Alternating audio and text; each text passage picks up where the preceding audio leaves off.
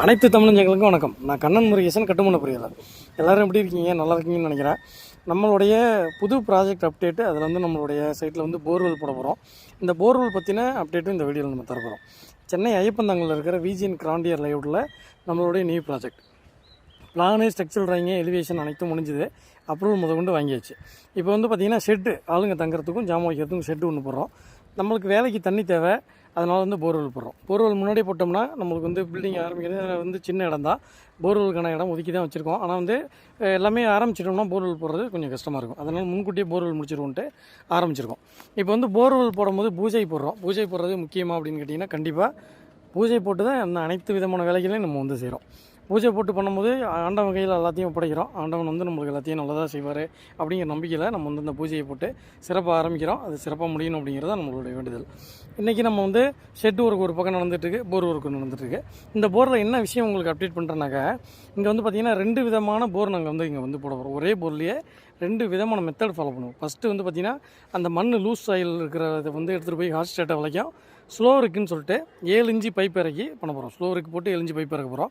அதில் ஸ்லாட்டர் எதுவுமே வைக்கிறதில்ல. எதனால் அப்படின்னா, அந்த மேலே இருக்கிற தண்ணி வந்து மஞ்சகாவினா அயன் கண்டென்ட் அதிகமாக இருக்கும்.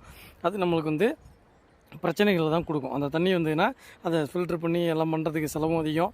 அந்த தண்ணியினால் நல்லது எதுவும் நடக்க போகிறதில்ல. அந்த தண்ணி தேவையில்லைங்கிறதுனால அதை விட்டுட்டு அதுக்கு கீழே போனோம்னா ஒரு 200 ஃபீட்லேருந்து பார்த்திங்கன்னா நம்மளுக்கு ஒரு 150 ஃபீட்லேருந்தே பார்த்திங்கன்னா நல்லது, ஓரளவுக்கு நல்ல தண்ணியாக இருக்கும்.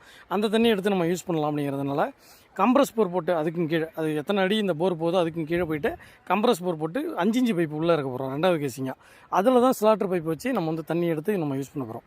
இதை தான் நான் வந்து இந்த வீடியோவில் உங்கள்கிட்ட சொல்ல வந்தது. இந்த ஏரியாவில் நீங்கள் சுற்றி இருக்கீங்க அப்படின்னா, ஐயப்பந்தாங்கல் ஏரியாவை சுற்றி இருக்கீங்க அப்படின்னா இந்த மாதிரி மெத்தடை யூஸ் பண்ணுறாங்க. இது உங்களுக்கும் யூஸ்ஃபுல்லாக இருக்கும்.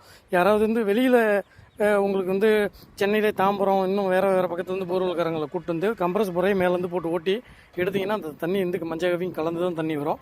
அது உங்களுக்கு வந்து ஒரு கஷ்டத்தை கொடுக்கும். அதனால் நியர்பை இருக்கிற போர்வெல்காரங்களை கூப்பிட்டு விசாரித்து ஏரியாவில் எப்படி இருக்குது, எப்படி அடியில் தண்ணி இருக்குலாம் விசாரிச்சுக்கிட்டு போர்வெல் போடுங்க.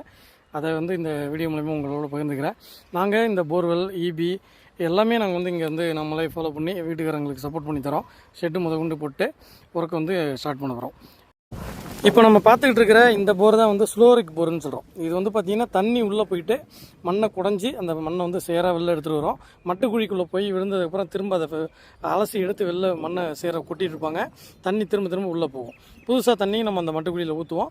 அந்த தண்ணி உள்ளே போயிட்டுருக்கும். இது வந்து ஸ்லோரிக் போர். இது வந்து பாறையில் ஓட்ட முடியாது. லூஸ் ஆயில், மண் இந்த மாதிரி இதில் ஓட்டலாம். மண்ணிலே கெட்டியான பாறை வந்துட்டால் கூட இந்த ஓட்ட முடியாது, நிறுத்திக்கணும்.